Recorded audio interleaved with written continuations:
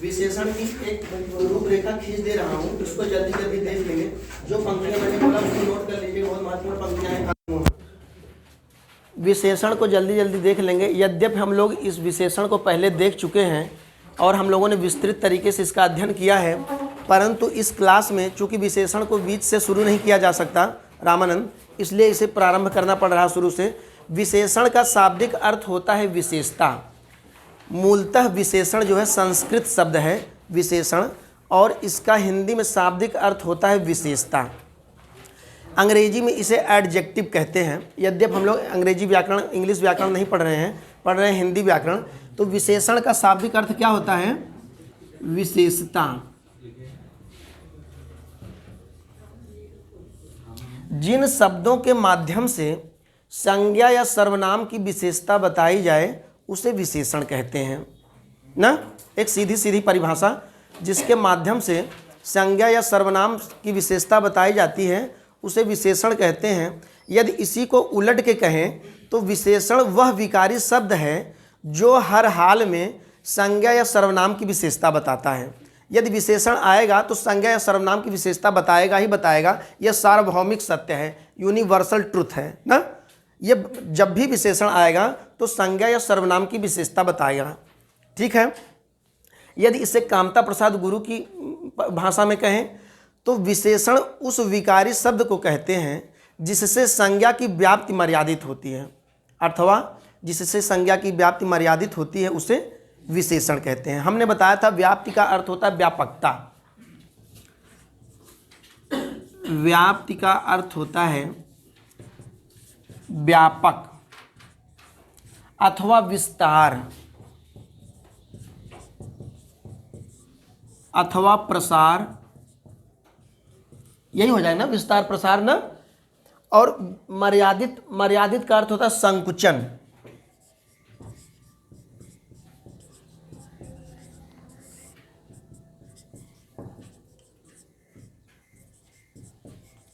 या संक्षिप्त। तो तात्पर्य यह हुआ कि जिससे संज्ञा की व्याप्ति मर्यादित होती है। यदि हम कह दें घोड़ा, तो घोड़े से संपूर्ण घोड़ों का बोध होता है। इस भौतिक जगत में जितने घोड़े सबका बोध हो रहा है घोड़ा कहने से। यदि इसी को हमने कह दिया काला घोड़ा, घोड़ा को कह दिया काला घोड़ा, तो काला घोड़ा घोड़े की एक जाति हो गई कि घोड़े तो बहुत ढेर सारे हैं, उनमें जो काले घोड़े हैं वह घोड़ा ना, काला घोड़ा। तो उसकी जाति क्या हो गई? घोड़े की मर्यादित हो गई, यहाँ संकुचित हो गई, संक्षिप्तीकरण कर दिया गया, इसका हो गया काला घोड़ा। अब जैसे यह औरत सुंदर है, यह सुंदर औरत है।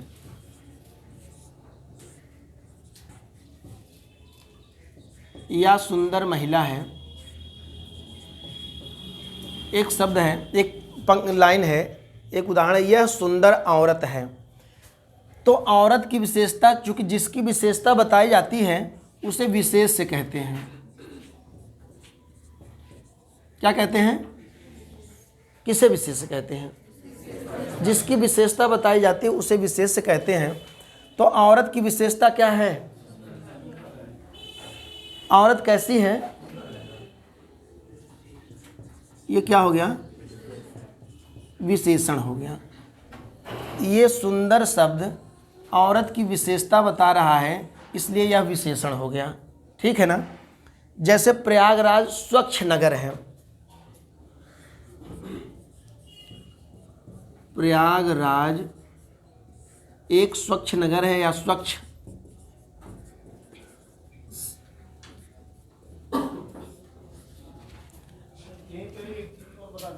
पूछिए। हाँ,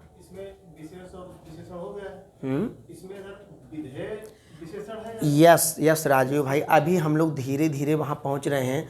कामता प्रसाद गुरु ने, डॉक्टर वासुदेव नंदन ने पृष्ठ नंबर 123 पे लिखा है। यद्यपि मुझे इसको सार्वनामिक विशेषण के उपरांत ही बताना चाहिए था, परंतु मैंने जानबूझ के नहीं बताया, इसलिए नहीं बताया क्योंकि डॉक्टर वासुदेव नंदन प्रसाद ने अपनी पुस्तक पृष्ठ नंबर 123 पे इसको प्रविशेषण के बाद रखा है। वाक्य में प्रयोग की दृष्टि से विशेषण के दो भेद और होते हैं, विधेय विशेषण और विशेष विशेषण। इसको अभी हम लोग स्टेप वाइज प्रथम सोपान से शुरू करते हैं, आखिरी में अभी पहुँचते हैं वहाँ तक ना, अभी बाद में इसको पढ़ते हैं हम लोग धीरे धीरे। अभी इसके भेद उपभेद पढ़ लेते हैं, तत्पश्चात वहाँ पहुँचते हैं। प्रयागराज स्वच्छ नगर है और पीएन पांडे ने पृष्ठ नंबर 37 पे लिखा है इसको अपनी पुस्तक में, पृष्ठ नंबर 37 पे है विशेष विशेषण और विधेय विशेषण। इसकी व्याख्या उन्होंने पृष्ठ नंबर 37 पे किया है, बाकी और किसी ने नहीं किया है। हम पढ़ रहे थे प्रयागराज स्वच्छ नगर है, तो स्वच्छ क्या हो जाएगा इसमें, ये नगर क्या हो जाएगा, क्योंकि इसकी जिसकी विशेषता बताई जाती है वह क्या होता है, विशेष से होता है, और ये क्या हो जाएगा, विशेषण हो जाएगा। ठीक है, विशेषण किसे कहते हैं आ गया समझ में। अब विशेषण के भेद,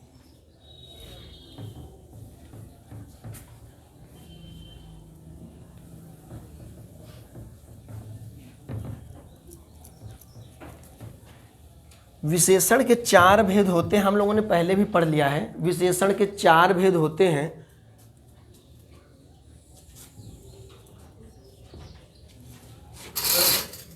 जी हाँ, प्रयागराज संज्ञा हो गई, ये विशेष ये भी विशेष होगा, वो भी विशेष, नगर है, नगर की विशेषता बता रहा है ना। नगर कैसा है, स्वच्छ है। प्रयागराज स्वच्छ नगर, जैसे एक उदाहरण देते हैं,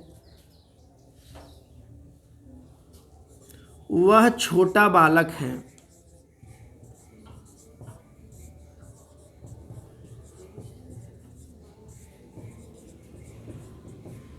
अब इसमें विशेष से कहाँ होगा,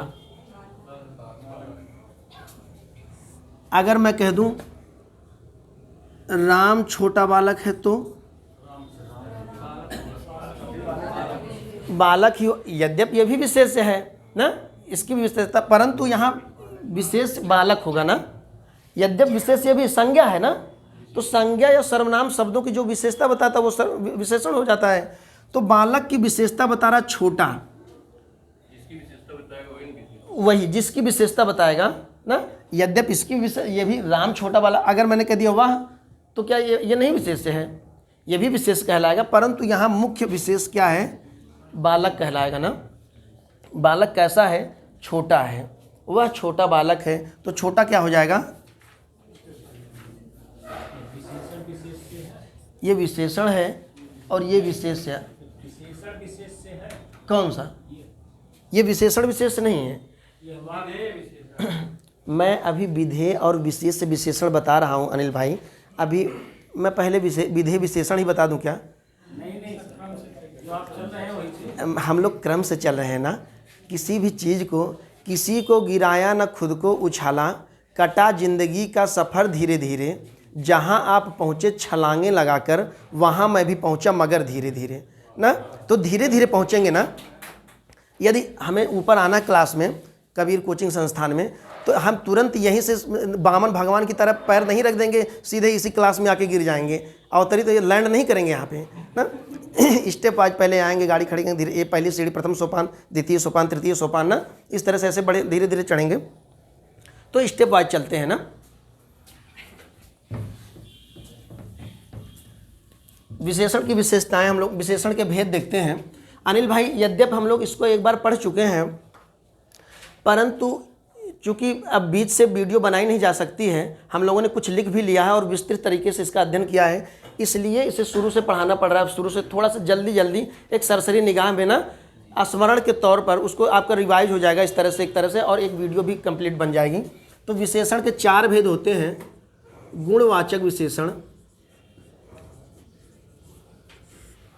संख्यावाचक विशेषण,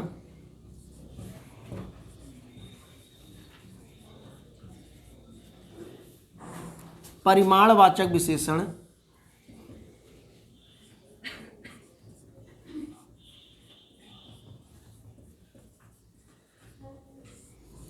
और सार्वनामिक विशेषण।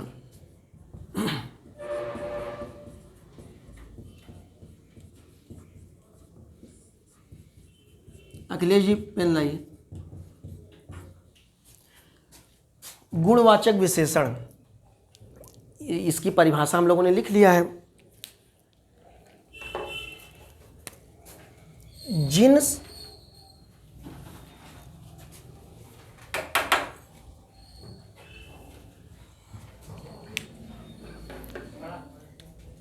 कोई बात नहीं, जिन विशेषणों से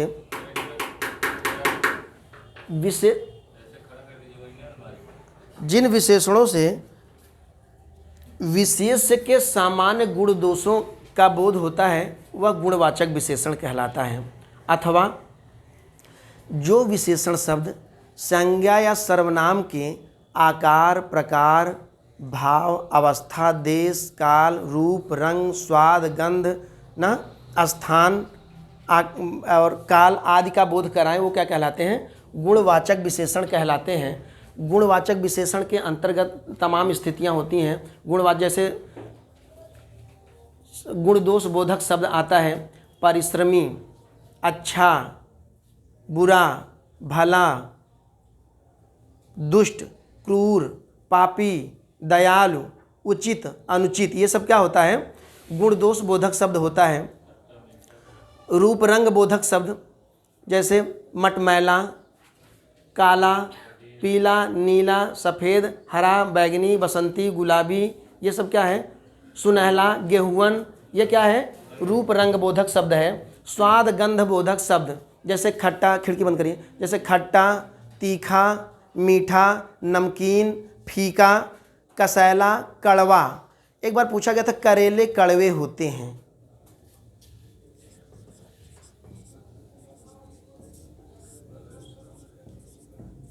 ये पूछा गया करेले कड़वे होते हैं।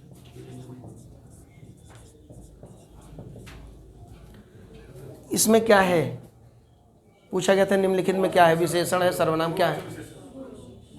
बहुत बढ़िया। ये गुणवाचक विशेषण के अंतर्गत स्वाद गंध बोधक शब्द के अंतर्गत आएगा गुणवाचक विशेषण ना। एक बार पूछा गया था गुणवाचक विशेषण, टेट की परीक्षा दे रहा था मैं, टेट वाला पेपर था, उसमें पूछा था, बड़े देर तक फंसा। एक शब्द था सुंदर, उसका मुख सुंदर है, इसमें क्या है? सर्वनाम है। इस पूछा था बड़े देर तक, तो सुंदर क्या है? गुणवाचक विशेषण के अंतर्गत आएगा। फिर स्थान काल जैसे बूढ़ा, जवानी, बचपना, ये सब क्या है? दशा या अवस्था बोधक। इस तरह से ढेर सारे काल बोधक।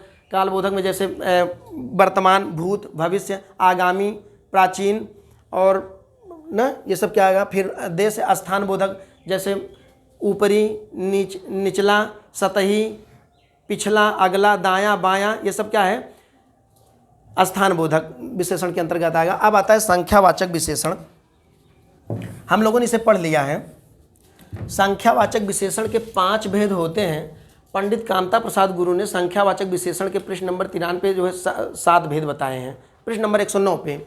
लेकिन आप 5 भेद देखिए कौन कौन से होते हैं संख्यावाचक विशेषण के।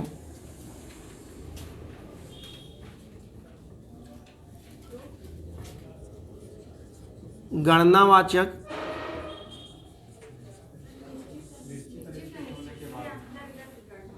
अच्छा सॉरी, संख्यावाचक विशेषण के 2 भेद होते हैं, निश्चित संख्यावाचक और निश्चित संख्यावाचक और अनिश्चित संख्यावाचक। निश्चित संख्यावाचक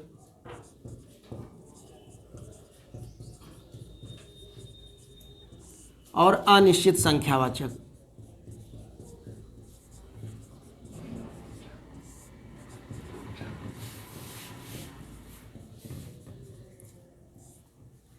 निश्चित संख्यावाचक विशेषण के 5 भेद होते हैं। गणनावाचक,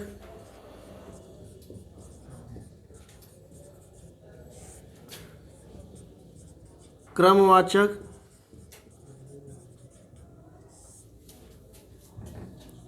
आवृत्तिवाचक,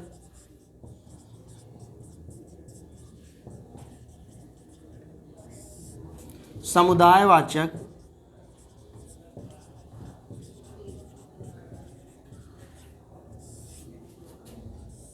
प्रत्येक बोधक।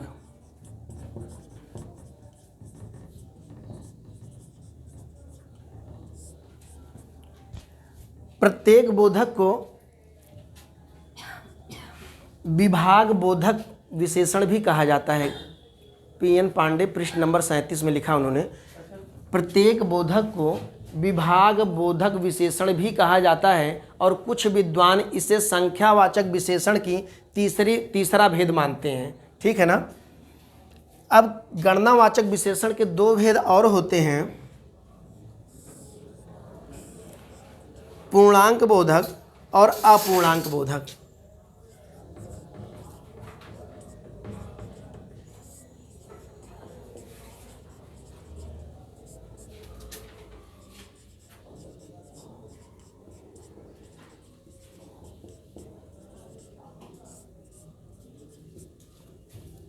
यहाँ लिख लीजिए इसको भी, विभाग बोधक विशेषण।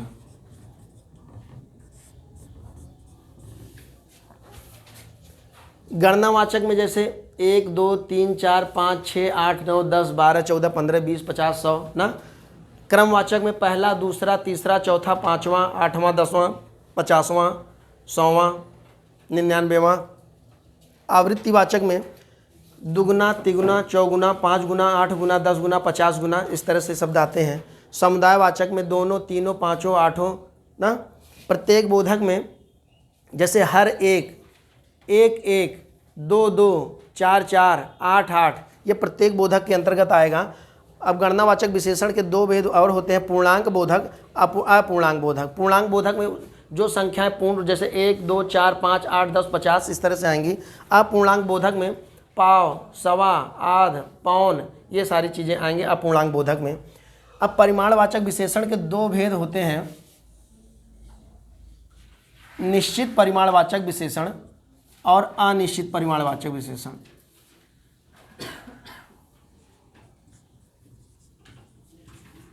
निश्चित परिमाणवाचक विशेषण और अनिश्चित परिमाणवाचक विशेषण।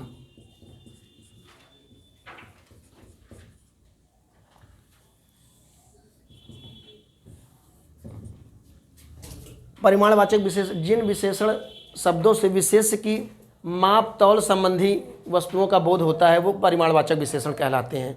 ठीक है ना। हम लोग पढ़ चुके हैं ना, विस्तृत तरीके से पढ़ चुके हैं। एक आप सरसरी निगाह से देख लीजिए, सार्वनामिक विशेषण। जब सर्वनाम संज्ञा के साथ लगकर उसकी विशेषता बताते हैं तो सार्वनामिक विशेषण कहलाते हैं। चूँकि सर्वनाम संज्ञा के साथ लगकर उसकी तरफ संकेत करते हैं, इसलिए सार्वनामिक विशेषण को संकेतवाचक विशेषण भी कहा जाता है।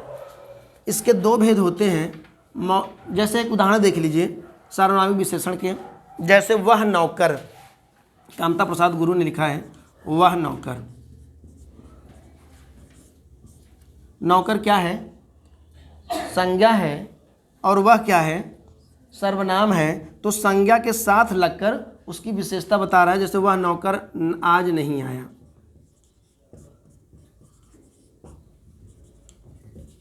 क्या हो जाएगा? सार्वनामिक विशेषण। जैसे इन पुस्तकों को अलमारी में रख दो, इन पुस्तकों को अलमारी में रख दो।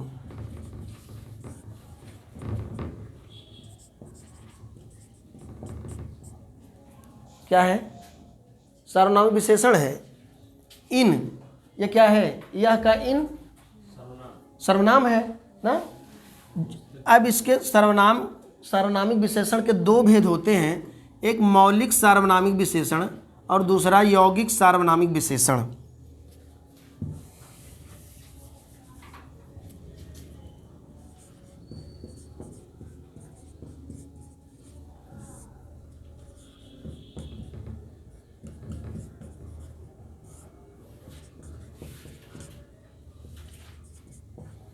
दूसरा यौगिक।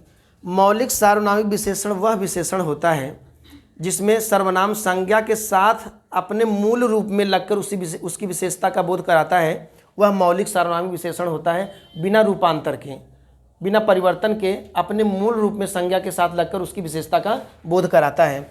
यौगिक सार्वनामिक विशेषण जिसमें सर्वनाम अपने मूल रूप में ना आकर रूपांतरित होकर संज्ञा के साथ लगकर उसकी विशेषता का बोध कराता है, वह यौगिक सार्वनामिक विशेषण कहलाता है। अब मौलिक सार्वनामिक विशेषण जैसे यह पुस्तक मेरी है, यह पुस्तक, यही टेट 2016 में पूछा गया था, यह पुस्तक मेरी है। लोगों ने इसको सर्वनाम बताया था, जबकि यह संज्ञा के साथ लगकर उसकी विशेषता का बोध करा रहा है, या इसलिए क्या हो गया, ये सार्वनामिक विशेषण। यही टेट में पूछा गया था। यह पुस्तक मेरी है, यह पुस्तक मेरी है, तो यह क्या है, सर्वनाम है, और पुस्तक क्या है, संज्ञा है। यह बिना परिवर्तन के साथ मूल रूप में मैंने हम लोगों ने पढ़ा है, सर्वनाम शब्दों की संख्या 11 होती है। यह, वह, जो, सो, कोई, कुछ, कौन, क्या। तो यह क्या है, सर्वनाम है, पुस्तक संज्ञा है, संज्ञा के साथ लगकर उसकी विशेषता का बोध करा रहा है, तो क्या हो जाएगा, मौलिक सार्वनामिक विशेषण हो जाएगा। और यौगिक सार्वनामिक विशेषण, योग का अर्थ होता है जुड़ना। अगर यह आ रहा, जैसे ऐसा आ रहा वैसा है, तो भी जैसे आ गया, वह घर में, यह कैसा आदमी है, यह कैसा आदमी है, या कैसा आदमी है यह,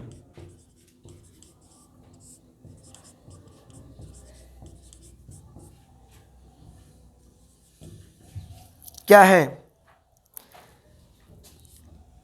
ये परिवर्तित होकर आ रहा है ना, कैसा, यह का ऐसा, जो का जैसा, कौन का कैसा ना, तो परिवर्तन अपने मूल रूप में तो आ नहीं रहा है, कौन रूप में आ नहीं रहा है, कैसा आदमी है, ये रूपांतरित होकर आ रहा है, इसलिए यह यौगिक सार्वनामिक विशेषण कहलाएगा। जैसे जैसा देश वैसा भेष,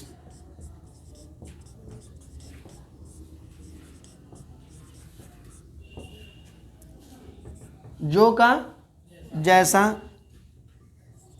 अगर जो होता तो क्या हो जाता, मौलिक सार्वनामिक विशेषण हो जाता, और जैसा आ गया तो यौगिक सार्वनामिक विशेषण।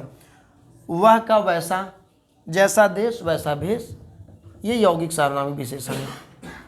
अब जो आप कह रहे हैं मैं इसको भी बता ही देता हूँ, तभी हम लोग लिखते हैं। जो आप बार बार ये विधेयवाची विशेषण और जो बार बार आ रहा है, इसको हम लोग अब निपटा देते हैं आज, इसका कहानी ख़त्म हो जाए। कहाँ गई अखिलेश जी, इसमें ज़रा इंक अच्छा ये, यस ठीक।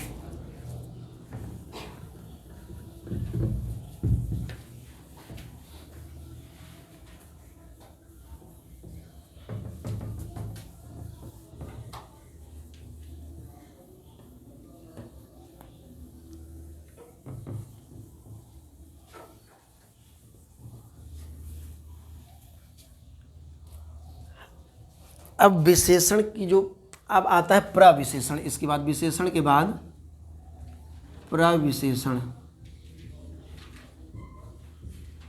क्या है,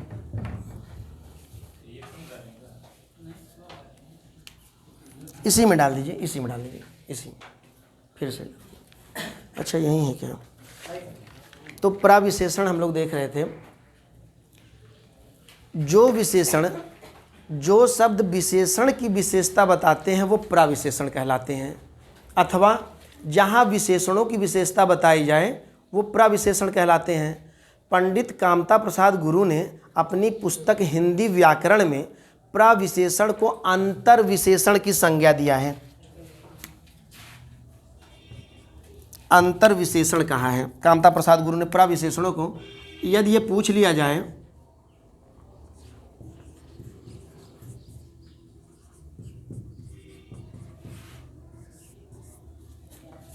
अंतर विशेषण किसे कहते हैं, जैसे पूछा था सर्वनाम को कि संज्ञा प्रतिनिधि किसे कहते हैं, पूछा गया है ना। इस तरह के प्रश्न बहुत बार बार पूछे जाते हैं। संज्ञा प्रतिनिधि पूछा गया था, जैसे संयुक्त सर्वनाम पूछ लिया गया था। तो आज तरह थोड़ा सा पूछने का ट्रेंड बदल गया है।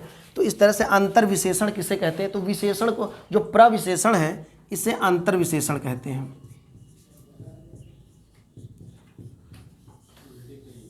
जी क्या, प्रविशेषण को कामता प्रसाद गुरु ने अंतर विशेषण कहा है। अब जो जैसे मैं एक वाक्य लिख रहा हूँ, राम तेज विद्यार्थी है।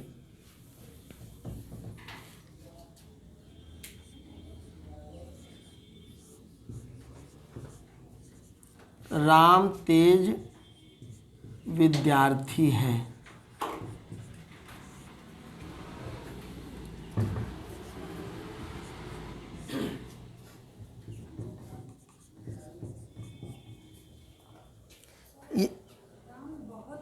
अरे रुकिए, इसीलिए ये क्या है मैं बता, राम तेज विद्यार्थी है तो तेज क्या है यहाँ पे, विशेषण है।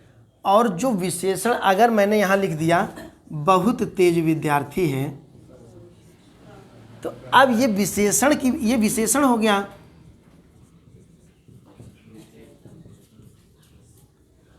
और ये विशेषण की विशेषता बताएगा। बहुत जो है ये विशेषण कैसा विद्यार्थी है, तेज है, लेकिन कितना, बहुत तेज है ना, थोड़ा तेज, बहुत तेज क्या है, बहुत तेज। ये विशेषण की भी विशेषता, भाई तेज है, सर बहुत तेज पढ़ाते हैं, तो तेज पढ़ाते हैं ठीक है, बहुत तेज पढ़ाते हैं मतलब समझ में नहीं आता कितना तेज पढ़ाते हैं ना, तो क्या हो जाएगा, बहुत क्या हो जाएगा, प्रविशेषण। क्षत्रिय बड़े साहसी होते हैं, ये पूछा गया था टीजीटी में। क्षत्रिय बड़े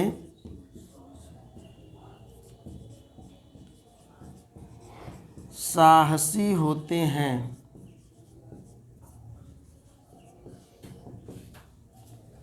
क्षत्रिय साहसी होते हैं, युद्ध करते हैं हमेशा, सब लोग जान रहे हैं क्षत्रिय युद्ध करते हैं, बड़े साहसी होते हैं। लेकिन इसका तात्पर्य यह है कि मध्यकाल में क्षत्रिय लोग जब भी युद्ध होता था तो क्षत्रिय ही युद्ध, भाई जो भारतीय हिंदू समाज है वो 4 वर्णों में विभाजित था, ब्राह्मण क्षत्रिय वैश्य शूद्र। ब्राह्मण का कर्म था विद्यादान करना ना, विद्याध्ययन कराना, और क्षत्रिय का कर्म था युद्ध करना, रक्षा करना, देश की लोगों से बाहर जो आक्रमण होता था, शत्रुओं का आक्रमण होता उससे रक्षा करते थे। तो साहसी थे इसीलिए रक्षा करते थे ना। जो क्षत्रिय साहसी होते, साहसी अगर होता तो क्या हो जाता, बड़े ना होता, तो अगर बड़े ना होता तो क्या हो जाता, किसकी विशेषता बता रहे हैं, ये साहसी क्या हो जाएगा,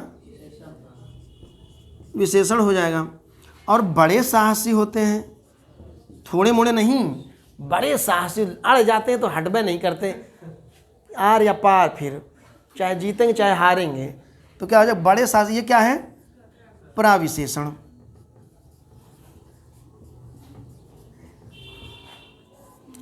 लोग कहते हैं अब की बार महारत आम, अब की बार आई आम जाई लवेदा, कि तो आई आम कि तो जाई लवेदा, मतलब या तो आमवा आएगा या तो डंडवा जाएगा, मतलब ऐसा डंडा चलाऊंगा कि दोबारा फिर ऐसा डंडा किसी ने चलाया ही नहीं होगा ना। तो वो क्या है, क्षत्रिय, ये प्रविशेषण हो जाए। क्षत्रिय बड़े साहसी होते हैं, ये बड़े क्या हो गया, प्रविशेषण हो गया। क्षत्रिय, पढ़ाई भी इसी तरह से करिए, आई आम जाई लवेदा ना, या तो पढ़वे करें या तो शहीद हो जाएंगे फिर तुरंत बैठे बैठे कुर्सी पे। जैसे लामा लोग, एक लामा है जो वहाँ है, क्या नाम है उधर तिब्बत में, तो हाँ नहीं वो लामा नहीं, दलाई लामा नहीं, वो दूसरे लामा हैं।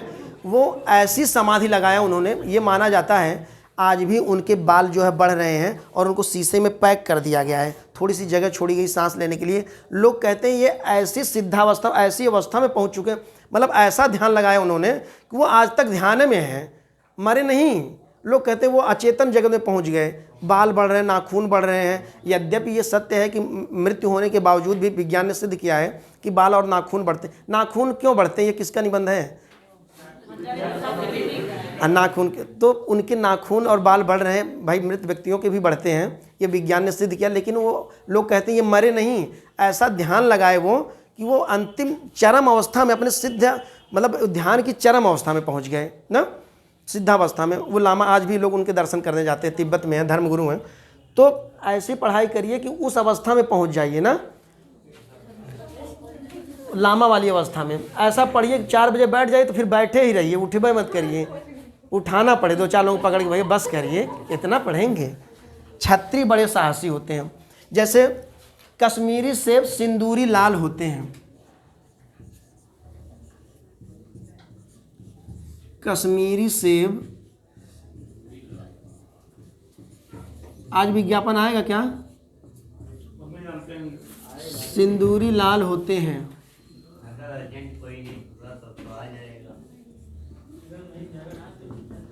देखिए सब लोग जान रहे हैं कि कश्मीरी सेब लाल होते हैं। सेब होता कैसा है?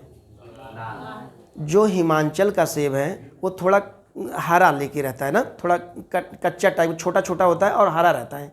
लेकिन जो कश्मीरी सेब है उसका गुण है कि वो लाल रहता है ना। सब लोग जान रहे हैं कश्मीरी सेब लाल होते हैं, लेकिन कैसे लाल?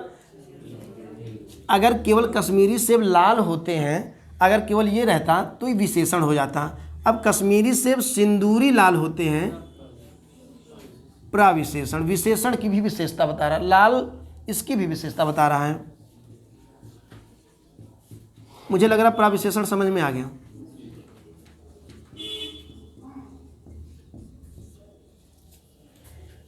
सीता अत्यंत सुंदर बालिका है। सुंदर है ठीक है, लेकिन अत्यंत ऐसी सुंदर देखने के बाद फिर बेहोशी छा जाएगी। अत्यंत सुंदर बालिका है ना, तो क्या है वो? अत्यंत क्या हो जाएगा? प्रविशेषण हो जाएगा ना। अत्यंत प्रविशेषण। जैसे खाना बड़ा स्वादिष्ट बना है।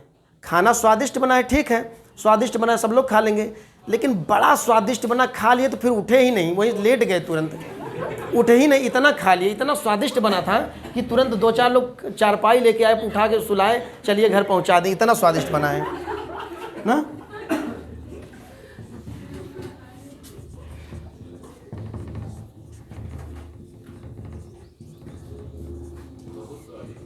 स्वादिष्ट बना है। अब स्वादिष्ट क्या है? विशेषण हो जाएगा, और विशेषण की स्वादिष्ट विशेषण की भी विशेषता बता रहा है बड़ा, इसलिए बड़ा क्या हो जाएगा? प्रविशेषण हो जाएगा। ठीक, ये तो था प्रविशेषण। अब बार बार जो मुद्दा बार बार आ रहा विधेयवाची और विशेष विशेषण, उसको देख लेते हैं। कामता प्रसाद गुरु ने, वासुदेव नंदन ने पृष्ठ नंबर 123 पे लिखा है कि वाक्य में प्रयोग की दृष्टि से, ध्यान देंगे रामानंद, वाक्य में प्रयोग की दृष्टि से विशेषण के 2 भेद और होते हैं, विशेष विशेषण और विधेय विशेषण। ये विधेय ने बहुत परेशान कर दिया।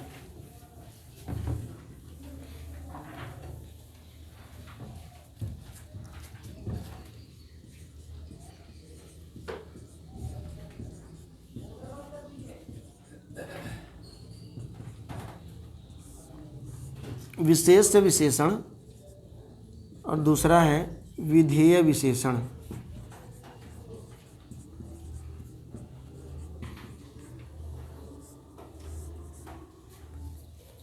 जहां पर विशेषण संज्ञा के पहले लगकर उसकी विशेषता का बोध कराता है, वहाँ क्या होता है?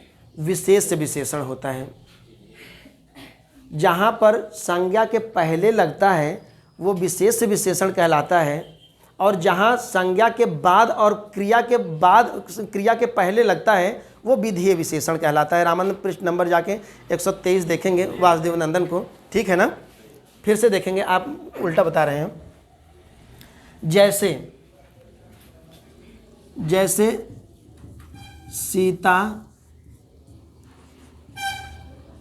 सुशील कन्या है,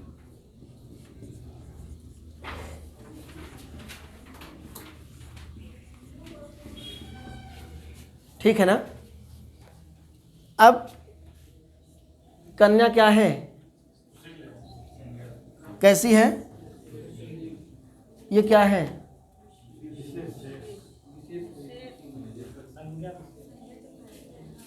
सीता जहाँ विशेषण के पहले जब आ जाता ना, तो क्या हो जाता है? सीता क्या है? ये जहाँ पर, सॉरी ठीक बिल्कुल, जहाँ पर विशेषण विशेष के पहले आकर ना, विशेष के पहले आता है, वो क्या होता है? विशेष विशेषण होता है। तो इसमें विशेष कहाँ है? कन्या में है।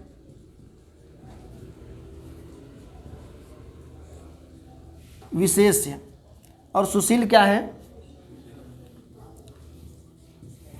विशेष विशेषण।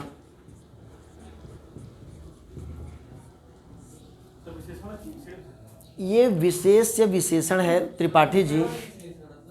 क्या मिला देते हैं तब विशेषण विशेषण कहा जाता है। जब ये संज्ञा के बाएं आता है, मतलब हम बैठे हैं इसके बाएं। मेरी बात सुनिए, जब विशेषण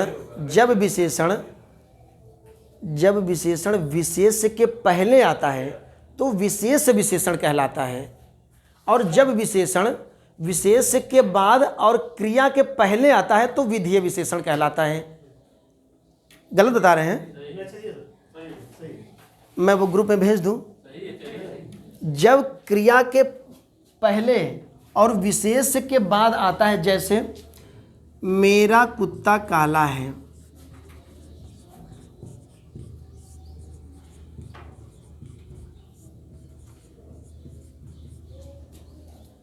ठीक है ना? विशेष कहाँ है? और ये क्या हो जाएगा? तो कैसा विशेषण हो जाएगा? विधेय विशेषण। ये क्या है क्या है? क्रिया हो गई। अगर था होता तो भी क्रिया ना। तो क्रिया के पहले और विशेष के बाद आए तो क्या हो जाता है? विधेय विशेषण हो जाता है। यही था, कुछ विशेष नहीं था इसमें। विधेय विशेषण को विशेषण विशेष भी कहते हैं। कह सकते हैं, बिल्कुल कह सकते हैं। यद्यप मुझे मिला नहीं, मुझे दोनों का क्रम चेंज। किसका? विधेय विशेषण को हाँ विशेषण विशेष भी कहते हैं। अच्छा विशेषण विशेष जी। तो परिभाषा और शब्द दोनों का क्रम चेंज। विशेषण विशेष कहते हैं या नहीं कहते हैं, इसको देख लेते हैं। आप ग्रुप में भेज दीजिएगा ना, देख लेंगे। तो मैं बता रहा था, जब विशेषण विशेष के पहले आए तो विशेष विशेषण होता है, और यदि विशेषण विशेष के बाद और क्रिया के पहले आता है, मतलब विशेषण और क्रिया के बीच में आता है, तो क्या होता है? जब विशेष और क्रिया के बीच में आता है विशेषण तो विधेय विशेषण कहलाता है। अब विशेषण की 3 अवस्थाएं होती हैं, मूलावस्था, उत्तरावस्था और उत्तमावस्था। इसको लिखने के बाद देखेंगे, ठीक है ना? नहीं, उसको चलने दीजिए। उसको विस्तृत, ये बार बार मूलावस्था, उत्तरावस्था, उत्तमावस्था में से एक प्रश्न आता ही आता है, तो अभी थोड़ी देर बाद देख लेते हैं। इसको पहले कंफर्म कर लेते हैं लिख के ना। कोई दिक्कत रामानंद? क्या? तो अभी लिखा रहे ना, इसीलिए तो कह रहा हूँ, पहले लिखा लेता हूँ तब इसके बाद देखते हैं ना। पहले इसको लिख लेते हैं, तो लिख लिया जाए, तब मूलावस्था और उत्तरावस्था देखा जाए, उत्तमावस्था। नहीं समझ में क्या अनिल भाई? बहुत आसान है, विधेय विशेषण और विशेष विशेषण। कुछ था नहीं, बार बार इशू बना था। चूंकि मैं इसलिए नहीं बता रहा था कि वासुदेव नंदन ने अपने पुस्तक में हिंदी व्याकरण में जो बाद में लिखा है, प्रविशेषण के बाद में इसकी तालिका दिया है, तो मैंने बाद में बताया। अगर पहले दिया रहता तो पहले बताता। यद्यप सार्वनामिक विशेषण के बाद ही बता देना चाहिए था विधेय विशेषण और विशेष विशेषण, लेकिन चूंकि कामता प्रसाद वासुदेव नंदन ने बाद में दिया था, इसलिए मैंने बाद में बताया। कुछ विशेष नहीं है।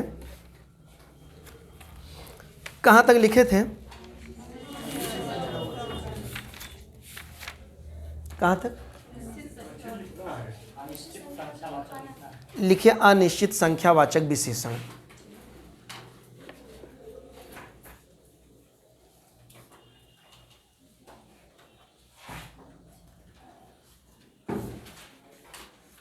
अनिश्चित संख्यावाचक विशेषण।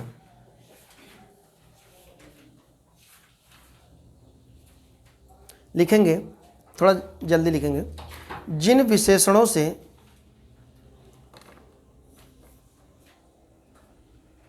विशेष की निश्चित संख्या का बोध नहीं होता,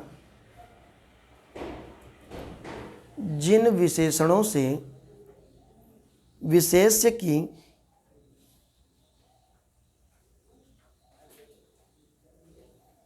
निश्चित संख्या का बोध नहीं होता,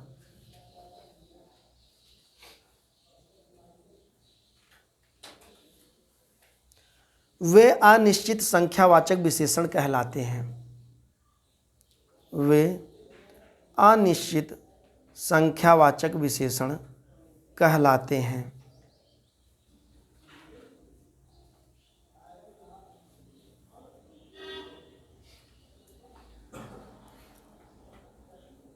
जैसे बहुत, कुछ, सब, थोड़ा, अधिक, अनेक आदि।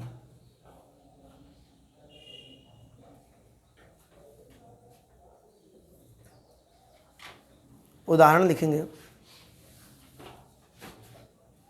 मेले में बहुत लोग आए थे। मेले में बहुत लोग आए थे।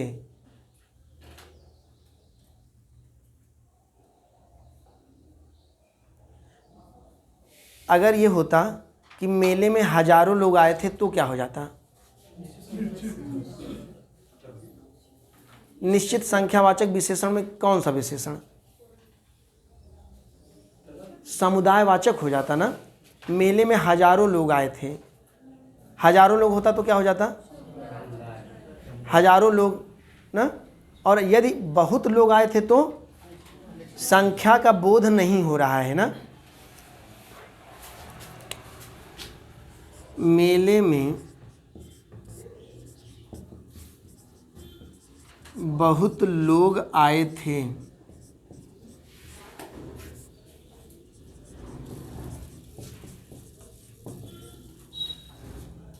तो बहुत क्या है? अनिश्चित संख्यावाचक विशेषण है ना। अगर थोड़े लोग आए थे मेले में, क्लास में थोड़े लोग आए थे तो क्या हो जाता? अनिश्चित संख्यावाचक। निश्चित संख्या का बोध नहीं हो रहा है। लिखेंगे दूसरा उदाहरण। मेज पर अनेक पुस्तकें हैं। मेज पर अनेक पुस्तकें हैं।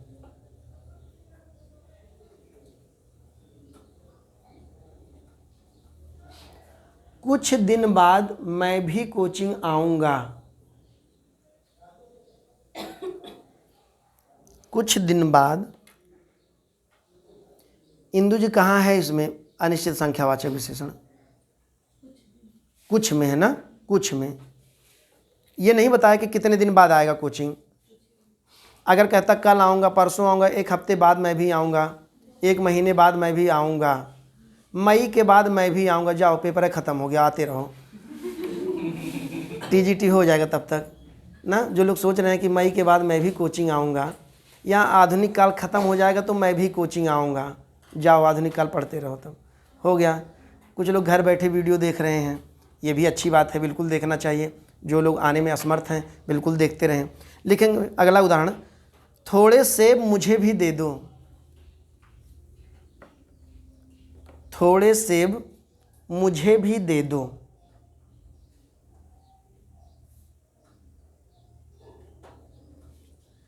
नीरज जी इसमें कहाँ अनिश्चित संख्यावाचक विशेषण है? थोड़े है, बिल्कुल, बहुत बढ़िया। लिखेंगे स्पष्टीकरण।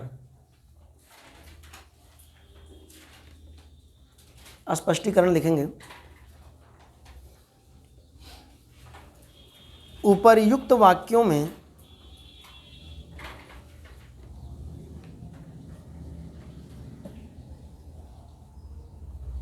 बहुत, अनेक, कुछ तथा थोड़े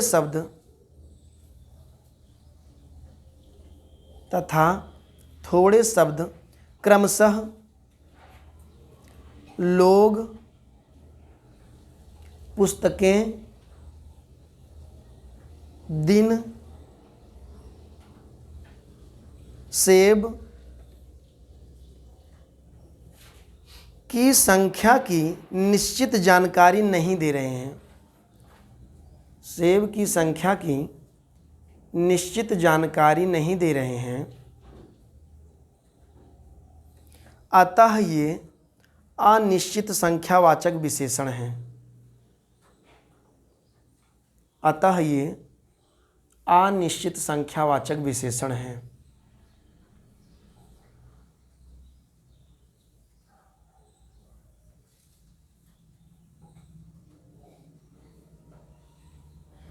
अब लिखेंगे परिमाणवाचक विशेषण।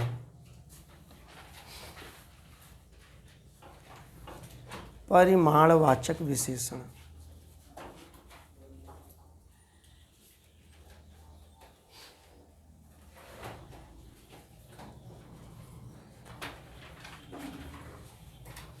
जैसे देवानंद जी, जैसे मैंने लिख दिया 2 किलो सेब, इसमें कौन सा विशेषण है? निश्चित परिमाण। बहुत बढ़िया, यही मैं जानना चाह रहा था। थोड़ी दाल, इसमें कौन सा विशेषण है वर्मा जी? क्या? संख्यावाचक? अनिश्चित परिमाणवाचक, जिसमें नाप तौल का बोध होता है, जिसमें माप तौल संबंधी वस्तुओं का बोध हो, वो परिमाणवाचक विशेषण कहलाते हैं। लिखेंगे परिभाषा, जिन विशेषण से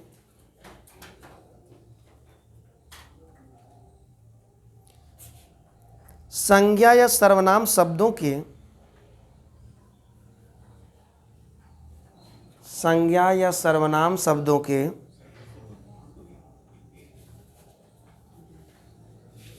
माप तौल संबंधी विशेषता का बोध होता है। माप तौल संबंधी विशेषता का, फिर से बोलूं, जिन विशेषणों से संज्ञा या सर्वनाम शब्दों के माप तौल संबंधी विशेषता का बोध होता है,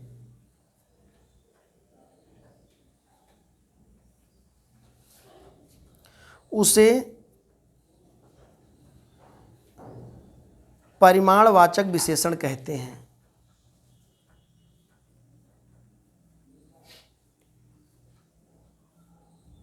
अथवा दूसरी परिभाषा लिखेंगे, ऐसे विशेषण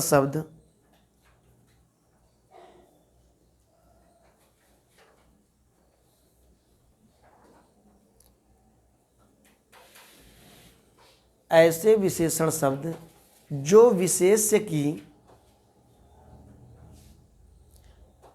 माप तौल का बोध कराए,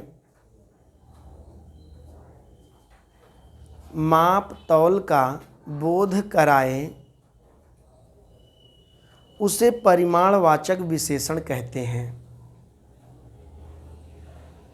उसे परिमाणवाचक विशेषण कहते हैं। जैसे, सुनिए, जैसे ना लिखेंगे, लिखेंगे इसके 2 भेद होते हैं। इसके 2 भेद होते हैं।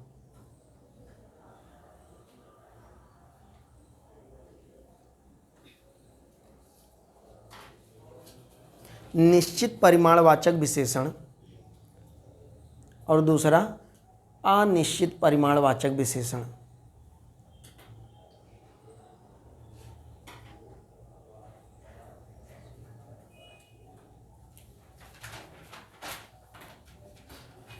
दूसरा अनिश्चित परिमाणवाचक विशेषण।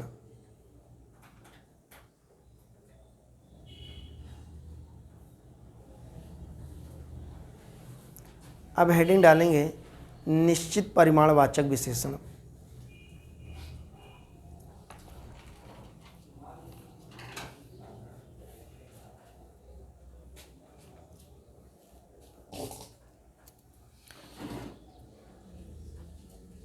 लिखेंगे जिन विशेषणों से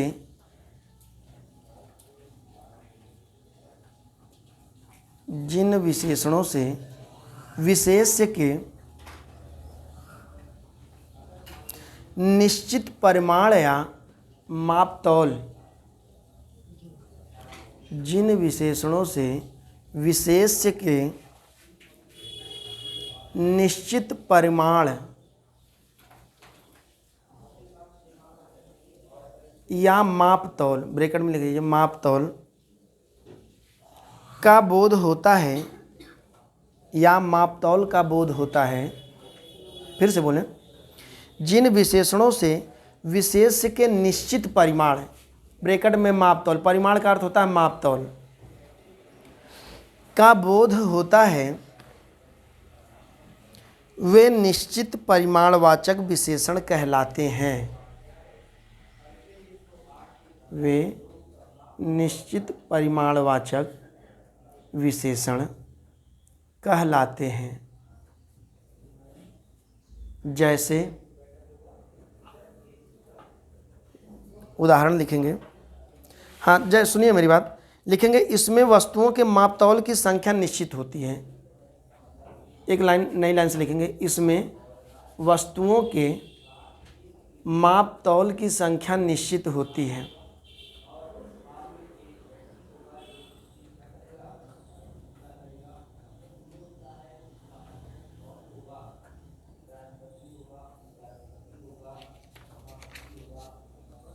उदाहरण लिखेंगे जैसे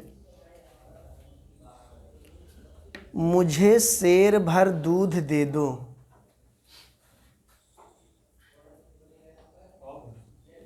अगर सेर भर कर देंगे तो क्या हो जाएगा? आप पाव भर चाहिए, अगर आप संतुष्ट हो जाए तो पाव भर लिख लीजिए। मुझे सेर भर दूध दे दो। पाव तो अपूर्णांक बोधक में आ जाएगा ना, आध पौन पाव ये सब क्या हो जाएगा? अपूर्णांक ना। लेकिन निश्चित है, परिमाण निश्चित है, तो क्या हो जाएगा? शेर भर क्या हो जाएगा यहाँ? निश्चित परिमाण। पाव भर अगर मांगेगा तो भी परिमाण बिल्कुल सही है, तो मांग रहा है ना, उसकी संख्या निश्चित कितना चाहिए, ये उसका तौल के माप तौल का जो पैमाना वो निश्चित है। मुझे पाव भर ही चाहिए, उससे ज़्यादा नहीं। पाव भर मतलब 250 ग्राम।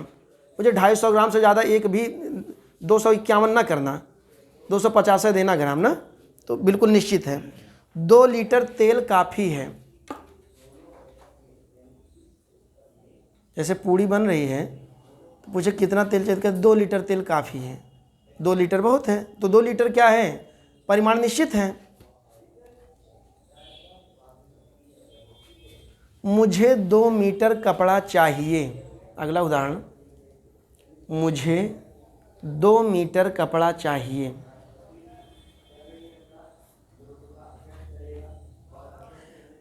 नीरज जी, अगर इसमें कुछ मीटर होता तो क्या हो जाता?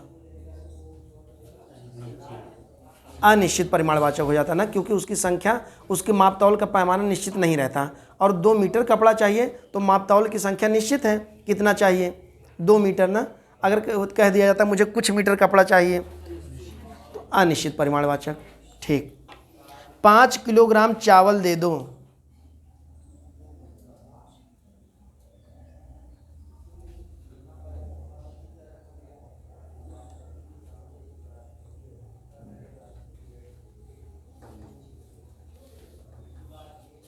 लिखेंगे स्पष्टीकरण।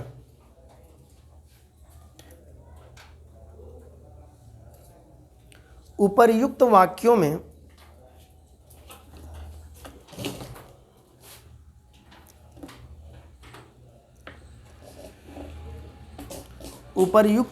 में शेर भर 2 लीटर 2 मीटर 5 किलोग्राम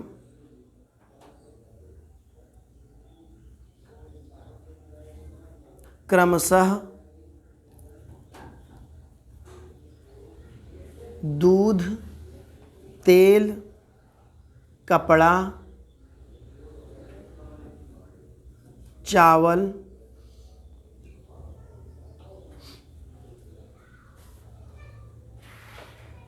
के माप तौल की निश्चित जानकारी देते हैं, के माप तौल की निश्चित जानकारी देते हैं। अतः ये शब्द परिमाणवाचक विशेषण हैं।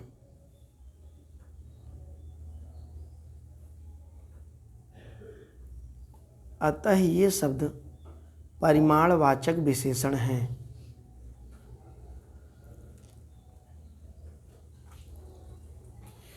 ठीक है ना। अब हेडिंग डालेंगे अनिश्चित परिमाणवाचक विशेषण।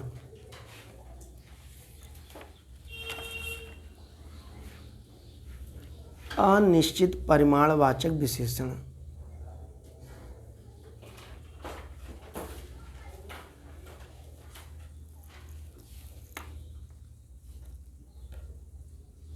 लिखेंगे परिभाषा, जिन विशेषणों से जिन विशेषणों से विशेष्य के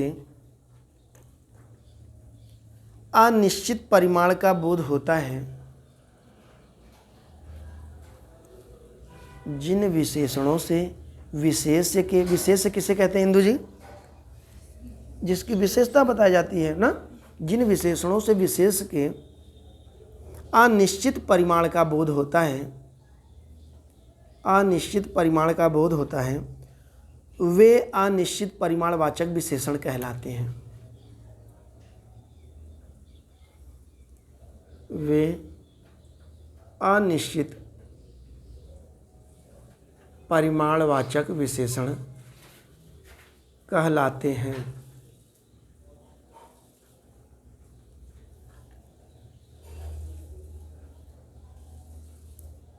इसके मापतौल की संख्या निश्चित नहीं होती।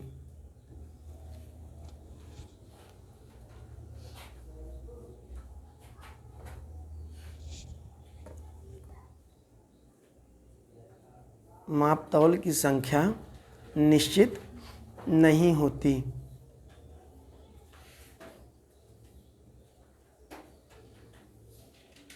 अच्छा है।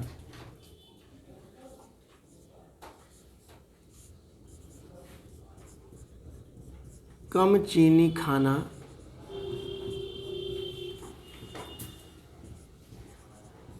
सेहत के लिए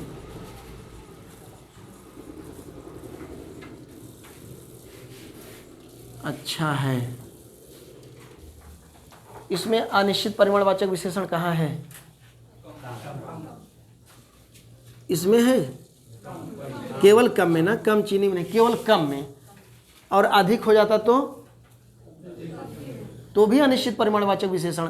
और अगर 2 किलो चीनी खाना सेहत के लिए अच्छा तो निश्चित परिमाणवाचक विशेषण। ज़्यादा खाएंगे तो शुगर हो जाएगा ना। कम चीनी खाना सेहत के लिए अच्छा है, इसमें क्या है? अनिश्चित परिमाणवाचक विशेषण है।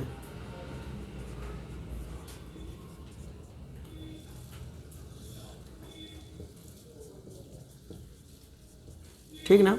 अगला उदाहरण है, मुझे जरा सा घी दे दो। मुझे जरा सा घी दे दो।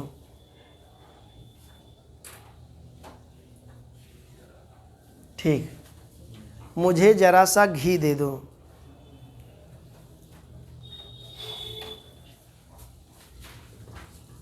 पूरा आनंद आ रहा है।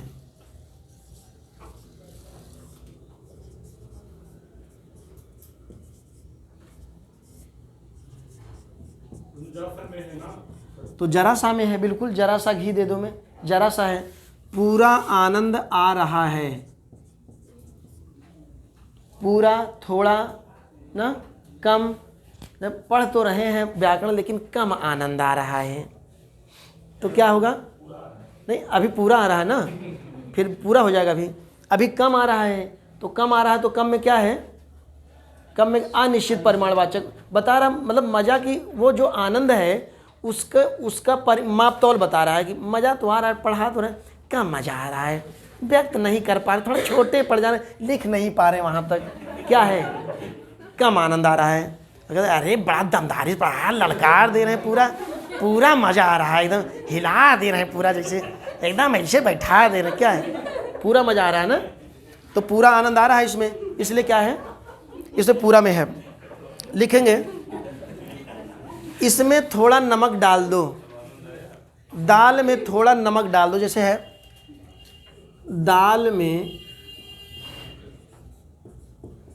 थोड़ा नमक डाल दो।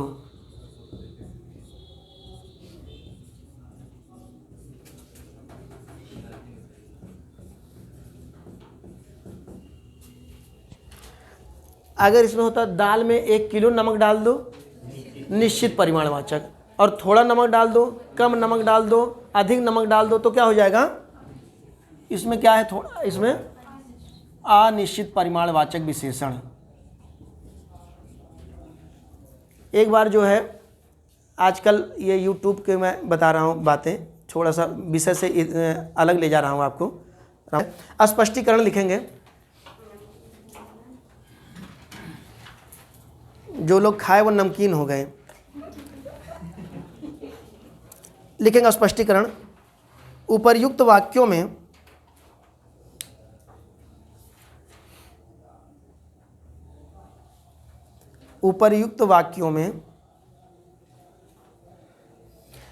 कम, बहुत, जी हाँ, जरा सा, पूरा, सब और थोड़ा शब्द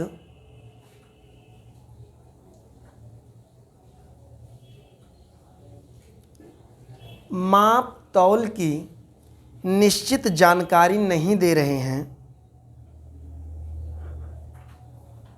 माप तौल की निश्चित जानकारी नहीं दे रहे हैं, अतः ये अनिश्चित परिमाणवाचक विशेषण हैं।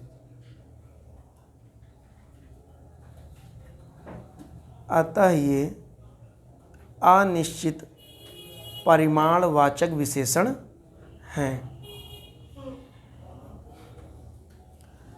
अब हेडिंग डालेंगे सार्वनामिक विशेषण। पता नहीं क्यों मुझे लग रहा है कि इसमें से एक प्रश्न पूछा जा सकता है किसी ना किसी पेपर में, इधर जो विगत परीक्षाएं होने वाली, आगामी परीक्षाएं होने वाली हैं। हेडिंग डालेंगे सार्वनामिक विशेषण।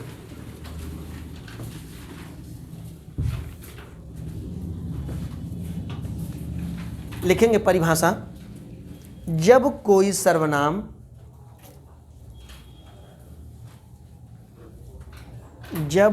सर्वनाम किसी संज्ञा के साथ लगकर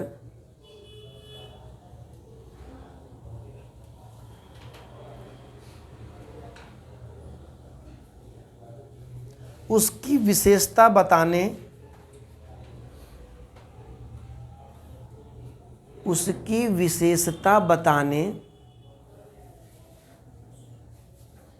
या उसकी ओर संकेत करने का काम करता है। एनसीईआरटी से है ये परिभाषा। उसकी विशेषता बताने या उसकी ओर संकेत करने का काम करता है,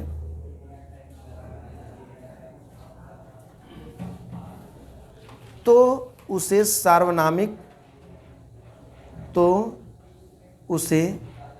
सार्वनामिक या संकेतवाचक विशेषण कहते हैं।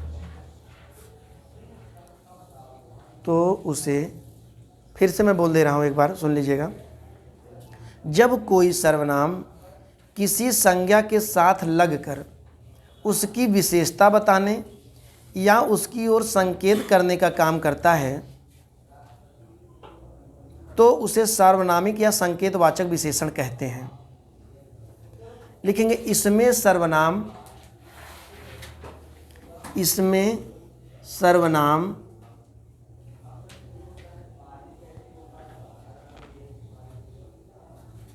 ब्रैकेट में है पुरुष और निजवाचक को छोड़कर, पुरुषवाचक और निजवाचक को छोड़कर,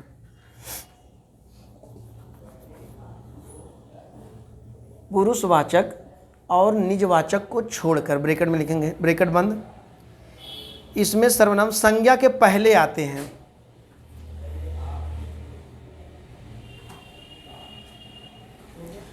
पुरुषवाचक निजवाचक को ब्रैकेट में कर लेंगे। इसमें सर्वनाम पुरुषवाचक और निजवाचक को छोड़ संज्ञा के पहले आते हैं। जैसे उदाहरण लिखेंगे, बहुत महत्वपूर्ण उदाहरण है और मुझे लग रहा है यही उदाहरण ना पूछ दे, क्योंकि ये कामता प्रसाद गुरु ने अपनी पुस्तक में लिखा है। जैसे वह नौकर नहीं आया, उन्होंने लिखा है केवल वह नौकर, कामता प्रसाद ने लिखा है, लेकिन पूरा वाक्य बनाना पड़ा।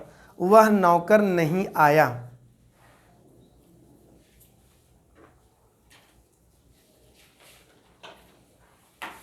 वह क्या है? यहाँ संज्ञा के साथ लगकर उसकी विशेषता बता। कौन सा नौकर? ऐसा नहीं कह रहा कि मतलब नौकर नहीं है, कौन? वह नौकर नहीं आया जो रोज आता है ना। वह बालक कक्षा में नहीं आया। कौन बालक? वह बालक जो यहाँ बैठता है वो नहीं आया। आज नहीं आया तो क्या हो जाएगा? वह ये क्या हो जाएगा, सार्वनामिक विशेषण हो जाएगा। उस कन्या को बुलाओ या उस महिला, लिखिए उस कन्या को बुलाओ।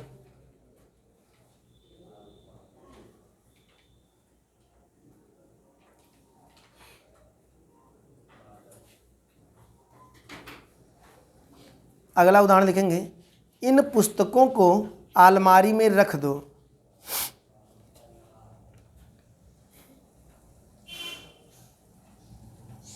इन पुस्तकों को अलमारी में रख दो।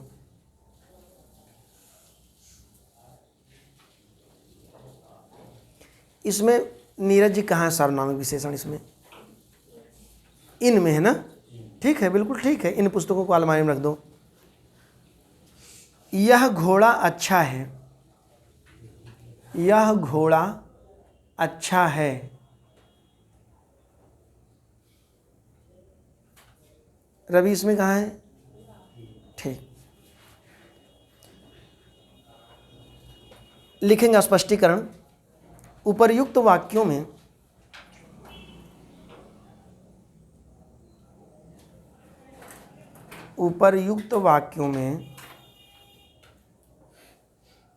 अगर उपर्युक्त की जगह उपरोक्त लिख देते तो गलत रहता क्या? तब भी ठीक रहता ना। तो उपरोक्त, या अगर व्याकरणिक दृष्टि से देखें तो होता सही क्या है, यह शुद्धि में पूछा जाता है मनोज जी।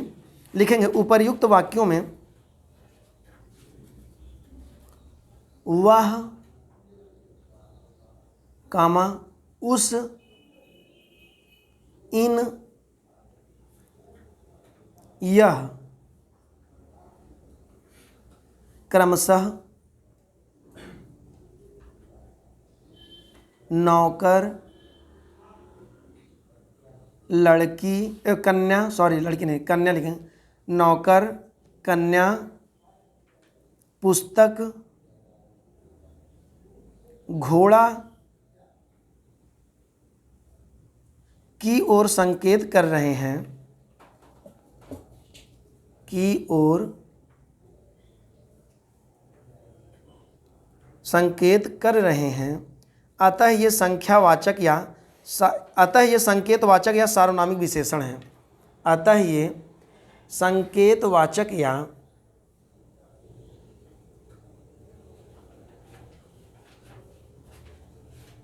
सार्वनामिक विशेषण है।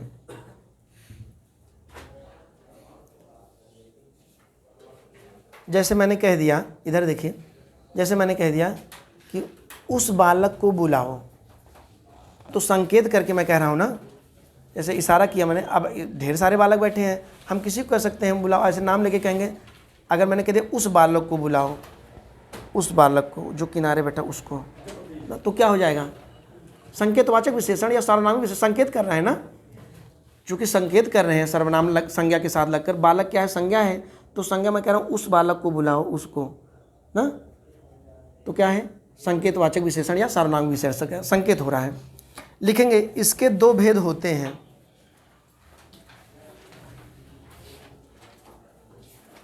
इसके दो भेद होते हैं।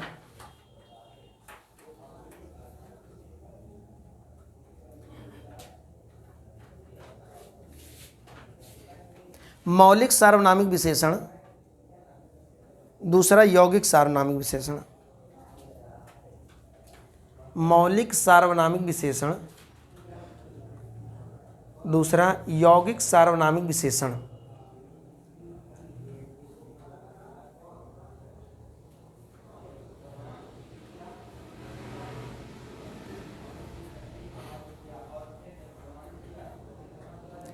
हेडिंग डालेंगे मौलिक सार्वनामिक विशेषण।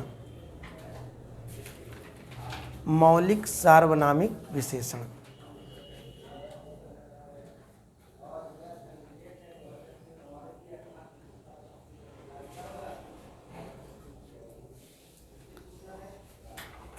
जो सर्वनाम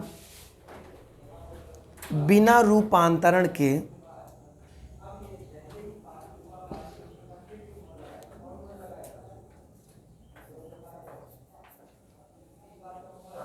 जो सर्वनाम बिना रूपांतरण के, रूपांतरण का क्या अर्थ होता है, परिवर्तन, बदलना ना। लोग कहते हैं बड़ा बदल गए यार, जब से शादी हुई बदल गए। क्यों बदल गए भैया? परिवर्तन अब क्यों नहीं बदल जाएगा? बाल बच्चे हो गए, ज़िंदगी भर घूमता ही रहेगा क्या? बदलेगा ना। परिवर्तन हो गया, रूपांतरण हो गया ना। रूपांतरण इसलिए हो गया, पहले बचपना था, अब वयस्कपना हो गया, अब थोड़ा सा भाई परिवार हो गया, टाइमली आएगा टाइमली जाएगा। अब ऐसा थोड़ी कि जहाँ साथ वहीं संध्या वहीं सवेरा, अब शाम को गया तो सुबह सो गया, पता चला सुबह आ रहा है, ऐसा नहीं है। शाम को नहीं जाएगा तो फिर हाँ, बिना रूपांतरण के मौलिक रूप से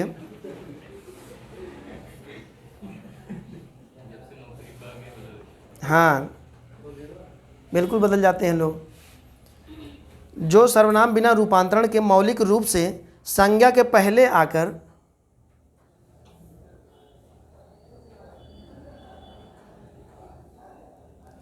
उसकी विशेषता बताए,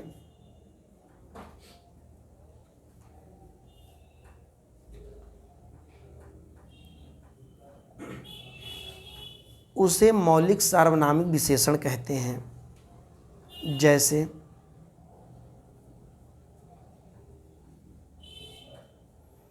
उसे मौलिक सार्वनामिक विशेषण कहते हैं, जैसे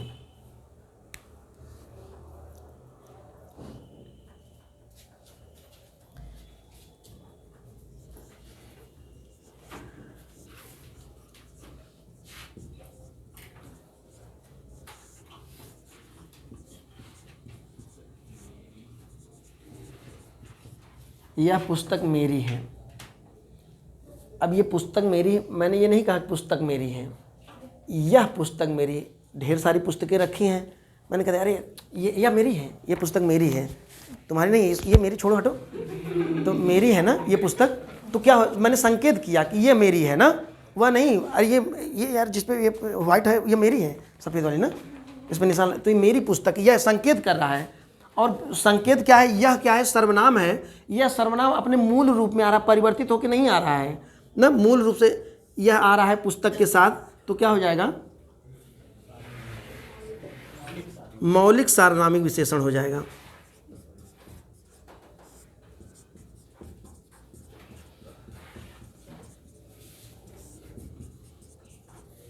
मौलिक सार्वनामिक विशेषण, जैसे वह घर मेरा है,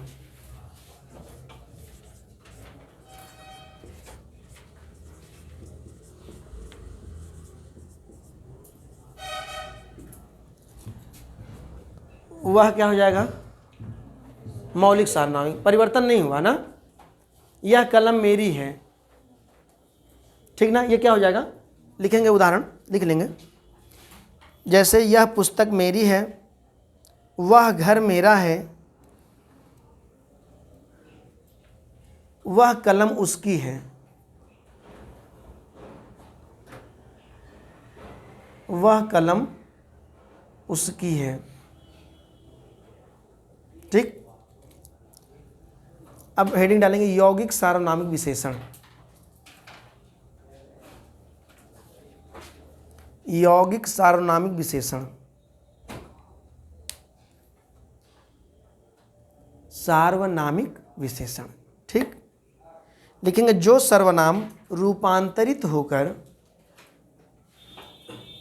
जो सर्वनाम रूपांतरित होकर संज्ञा शब्दों की विशेषता बताए,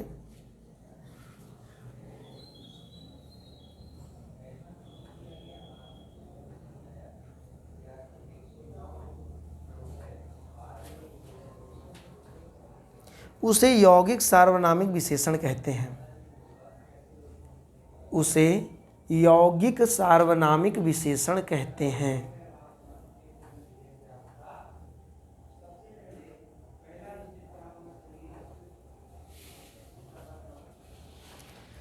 लिखेंगे नोट,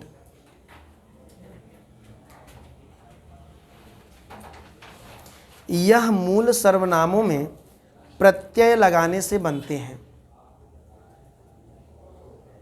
यह मूल सर्वनामों में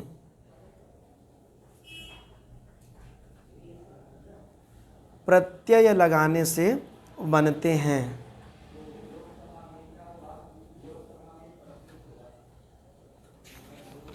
जैसे,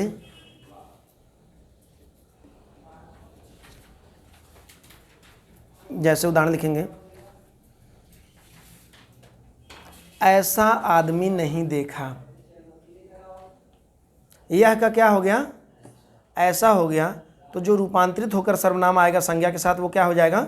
यौगिक सार्वनामिक विशेषण हो जाएगा। कैसा घर है ये?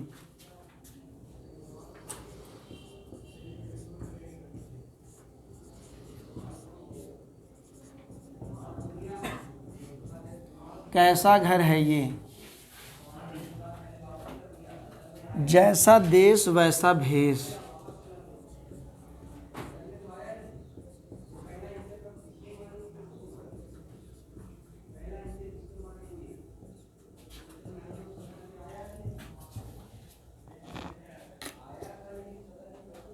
वैसे अगर व्याकरणिक दृष्टि से देखा जाए तो भेष गलत है, वेश होता है। जैसा देश वैसा वेश ना, जैसा वेशभूषा होता है शुद्ध शब्द, जैसा देश वैसा भेष। ठीक है, समझ में आया? ये मौलिक और यौगिक, इसको ध्यान से समझ लेंगे। एक नंबर आता है। अब लिखेंगे, हेडिंग डालेंगे, सर्वनाम और सार्वनामिक विशेषण में अंतर। हाँ, जैसा वैसा दोनों में चूंकि बदल के आ रहा है ना, जैसा देश वैसा, वह का वैसा हो गया, जो का जैसा हो गया। ठीक है ना, रूपांतरित होके आ गया। जो के स्थान पर जैसा आ गया और वह के स्थान पर तो क्या हो जाएगा? अब हेडिंग डालेंगे, सर्वनाम और सार्वनामिक विशेषण में अंतर। क्या अंतर होता भी है और स्पष्ट हो जाएगा। सर्वनाम और सार्वनामिक विशेषण में अंतर लिखेंगे। सर्वनाम शब्दों का प्रयोग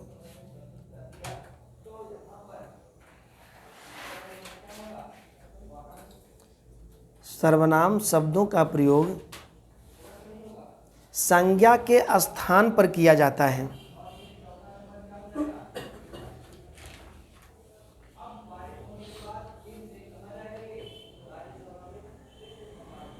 सर्वनाम शब्दों का प्रयोग संज्ञा के स्थान पर किया जाता है। ये संज्ञा की परिभाषा ही है सर्वनाम की। जो संज्ञा सर्वनाम शब्दों के बदले प्रयुक्त होने वाले शब्दों को क्या कहलाते हैं? सर्वनाम कहते हैं।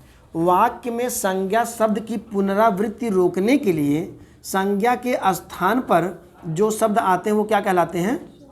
सर्वनाम कहलाते हैं। यही परिभाषा है सर्वनाम की ना। तो सर्वनाम शब्दों का प्रयोग संज्ञा के स्थान पर किया जाता है, जबकि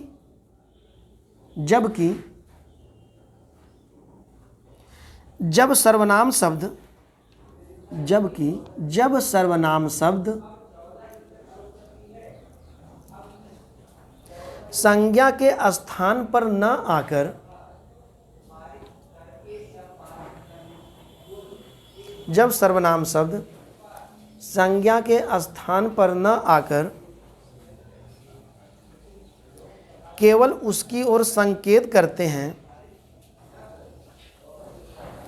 तो वे सार्वनामिक विशेषण कहलाते हैं। केवल उसकी ओर संकेत करते हैं